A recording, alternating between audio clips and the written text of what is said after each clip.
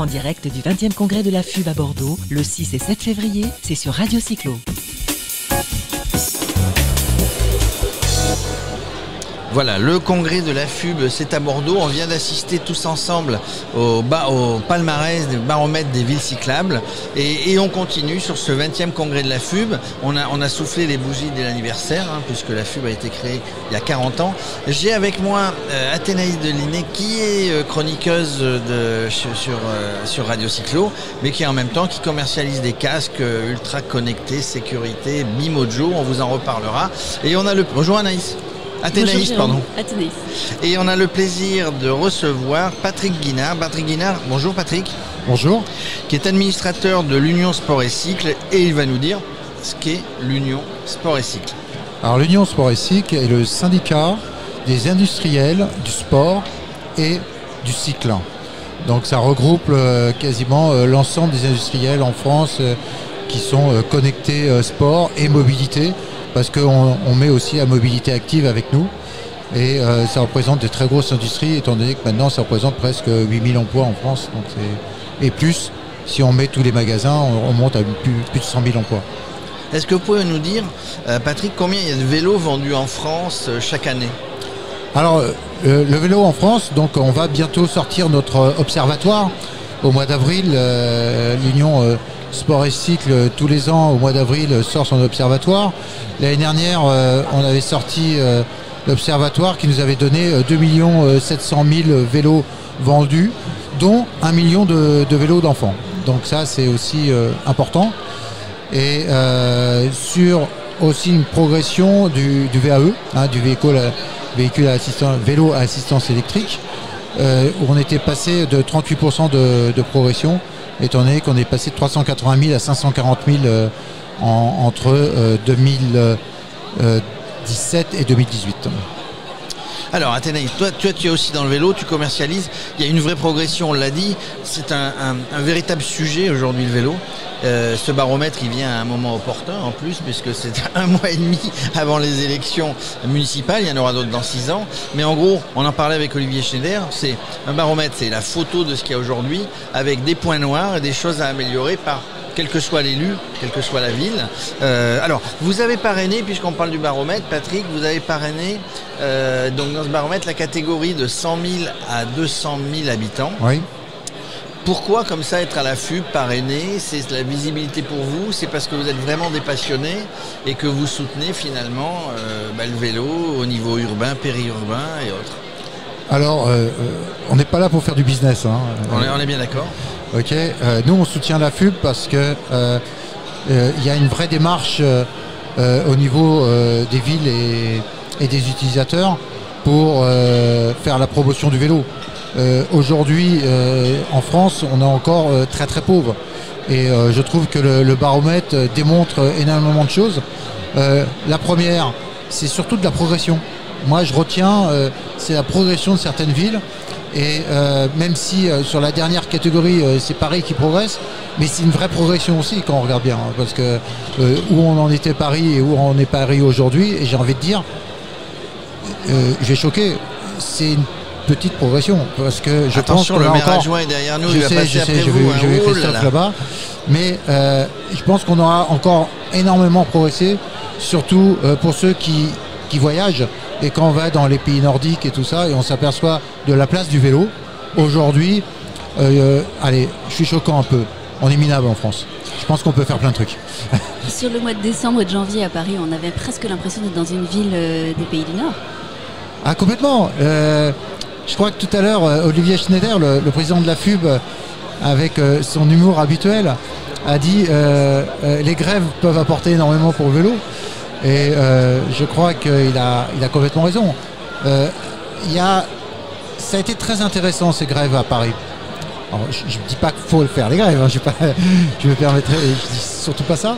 Mais on s'est aperçu que d'un seul coup, les voitures se sont aperçues qu'il y avait des vélos qui existaient.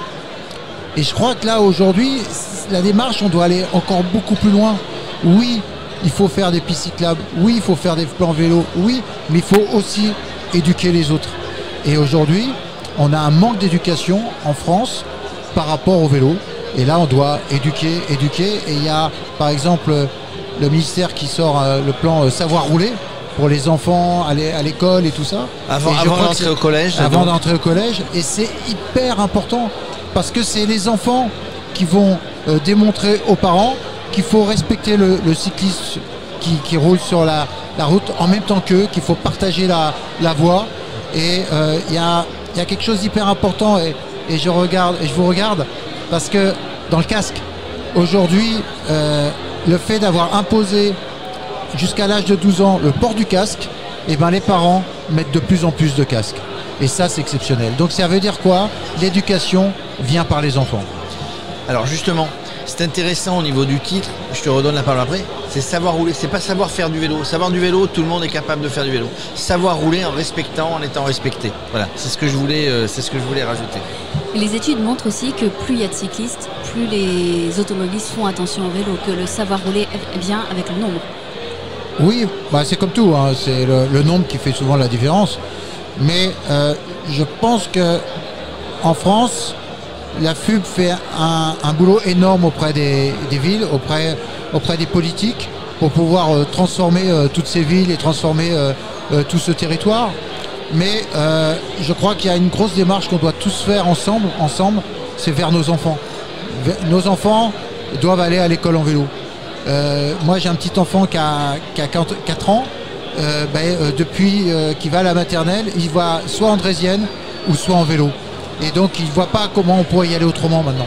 Et ça c'est important. C'est assez rigolo ce que vous dites. On a interviewé sur le Bourgogne Vélo Festival, c'était au mois de juin, au mois de juillet, Bernard Thévenet qui a gagné 2 Cours de France. Ah, je connais Bernard, ouais. Et je disais à Bernard, un bourguignon, je disais Bernard, qu'est-ce qui a fait que vous êtes mis au vélo? Et vous savez ce qu'il m'a répondu? Tout simplement, c'est que j'allais à l'école tous les matins en vélo. Et c'était pas, je crois qu'il y avait peut-être 10 ou 15 bornes. Et j'allais tous les matins en vélo. On se tirait la bourre avec les copains sur la route. Et puis je revenais en vélo. Voilà, c'est ce qui m'a donné envie de faire du vélo et de devenir en finale le grand champion qu'il était. Mais c'est dans les campagnes, c'est ça. C'est plutôt en ville qu'il faut éduquer. Mais dans les campagnes, on se déplace à vélo, les enfants ils vont à l'école en vélo, il n'y a pas une école dans chaque bourg, etc. Oui, non, moi j'ai envie de vous dire, oui les enfants vont en vélo, mais aujourd'hui les automobilistes ne respectent pas encore assez ces enfants qui vont en vélo. Moi je fais à peu près 10 000 km par an en vélo, je sais pas, j'ai dû être touché déjà à peu près 3-4 fois par an, où le véhicule il me touche quasiment. Et bon, je résiste un petit peu parce que je commence à avoir un peu de bouteille et qui fait que je roule avec un champion du monde, champion olympique qui était Florian Rousseau. Et Florian m'a appris qu'à un moment donné, quand on a un truc qui arrive, là, on se met un peu en boule pour résister. Mais il y en a tellement que je vois qui tombent et c'est ça aussi. Et l'éducation, excusez-moi, je me répète, mais les enfants nous apprennent beaucoup. Ça sera le mot de la fin, tu as quelque chose à rajouter? En tout cas, il faut travailler la sécurité. Il faut travailler la sécurité et aujourd'hui, on parlait des enfants à vélo, mais il y a aussi tous les vélos cargo, les vélos cargo familiaux et les vélos cargo professionnels qui permettent aussi de rendre le vélo accessible à tous, même et de remplacer la voiture. Alors je vous remercie beaucoup parce que vous me lancez sur quelque chose qui est important aussi pour nous, c'est Vélogistique. Justement, l'Union Sport et Cycle a lancé un programme pour, dans le cadre avec le ministère de la Transition écologique et sociale, pour transformer les véhicules thermiques en véhicules cargo pour la livraison des derniers kilomètres. Donc c'est une expérimentation qu'on est en train de faire. Et là, je pense qu'on a une belle histoire encore à raconter. Les véhicules cargo peuvent apporter beaucoup de solutions en ville pour la livraison du dernier kilomètre. On ne le fait pas encore assez. Est-ce que vous pensez qu'on va être jusqu'à Londres, qui a carrément interdit l'hypercentre et on n'en est pas loin dans certaines villes maintenant. Je pense qu'on va y arriver.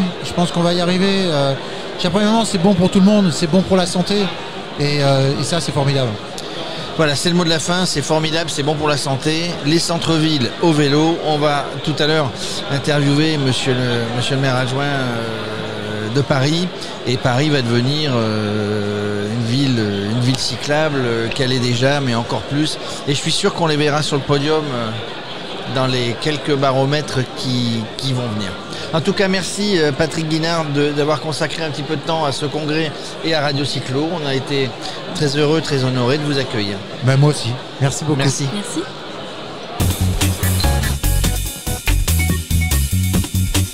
En direct du 20e congrès de la FUB à Bordeaux, le 6 et 7 février, c'est sur Radio Cyclo.